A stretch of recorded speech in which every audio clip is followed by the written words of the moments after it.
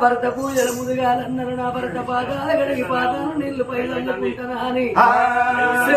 ఉతకాలు చేతని వల్లి ఎవరిది ఆకని వల్లి పట్టుకొని భర్త పాద సేవ కంట బయలు ఎట్లా వస్తున్నది ఆ కన్న తల్లి